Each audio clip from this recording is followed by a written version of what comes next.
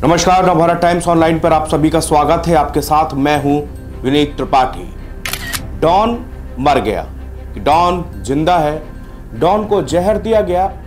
क्या डॉन ने आत्महत्या की कोशिश की?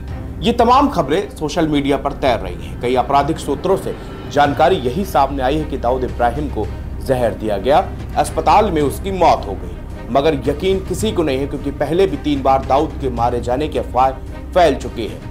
अब हम इसमें ज्यादा वक्त जाया नहीं करेंगे कि दाऊद के मरने की खबर सही है या फिर ये महज अफवाह है, क्योंकि इसकी ठोस पुष्टि अभी तक नहीं हुई है। 27 दिसंबर को 1993 मुंबई हमले का मास्टरमाइंड दाऊद इब्राहिम अपना जन्मदिन मनाता है। ये उसका 68वां जन्मदिन होगा।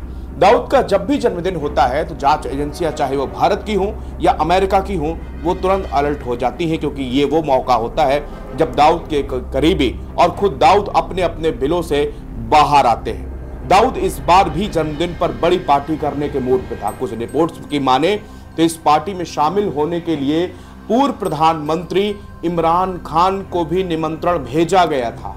पूरा पाकिस्तान जश्न मनाने की तैयारी में था, लेकिन दाऊद की तबीयत को देखकर ऐसा लगता है कि सारा प्लान अब धरा का धरा रह गया। एक दिन पहले यानी 18 दिसंबर सोशल मीडिया में और भारत की मीडिया में यह खबर अचानक से तैरने लगी कि दाऊद को जहर दिया गया।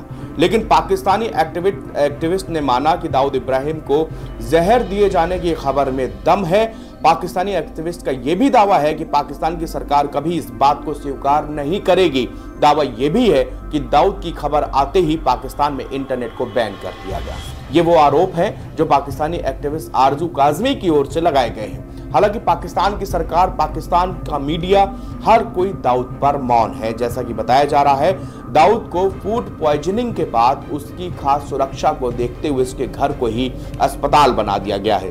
कराची स्थित उसके बंगले में पहली मंजिल को ही एक वार्डरूम में तब्दील किया गया है। वहीं पर बड़े बड़े डॉक्टरों को भेजा गया है।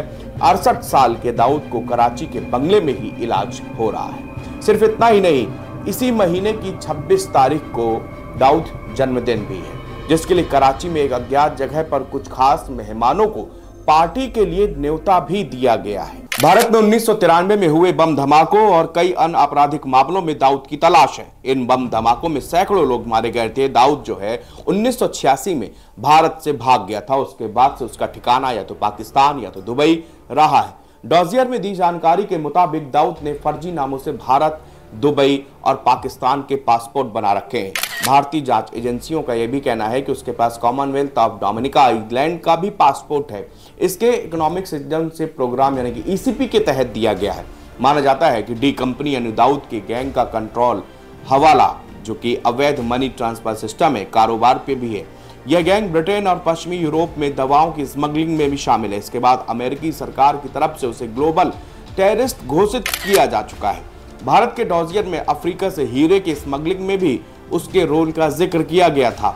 दाऊद की गतिविधियों से जुड़ी साल भर की निगरानी में यह भी पता चलता है कि उसकी आपराधिक गतिविधियों को छिपाने के लिए कई तरह की कानूनी गतिविधियों का भी सहारा लिया गया था। पाकिस्तान जो बार बार ये बात को कहता है कि हमारे यहाँ दाऊद नहीं, अगर दाऊद मर भी गया तो पाकिस्तानी सरकार ना पाकिस्तानी की मीडिया कभी इस बात को स्वीकार नहीं करेंगे, क्योंकि अगर उन्होंने ये स्वीकार कर लिया तो फिर एक बार लादेन की तरह पाकिस्तान को शर्मसार होना पड़ेगा दुनिया के सामने कि जो मोस्ट वांटेड आतंकी है उसको पनाह देने में पाकिस्तान देश सबसे आगे है। और इसीलिए इस कारण से सरकार हो चाहे वहां की मीडिया हो, इस बात की पुष्टि कोई नहीं कर रहा कि वास्तव में दाऊद को जहर देके मारा गया या फिर दाऊद कहां है या किसी को भी पता नहीं है। लेकिन जो जानकारी सामने आ रही वो यही है कि बर्थडे पार्टी के दौरान एक अनजान शख्स उसके घर में आता है और उसी दौरान जिस शख्स को कोई नहीं जानता, सिर्फ दाऊद के रिश्ते हैं जिससे, क्योंकि दाऊद के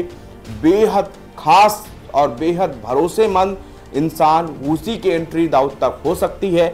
उसी ने ही कोई ऐसा जहर या पदार्थ खिलाया जिसके बाद उसकी तबीयत बिगड़ी और तबीयत बिगड़ने के बाद वे उसको जो है उसके घर में ही डॉक्टर्स को बुला के उसका इलाज उसी के घर पे कराची में, जो कि कहा जाता है, वहां पे चल रहा है।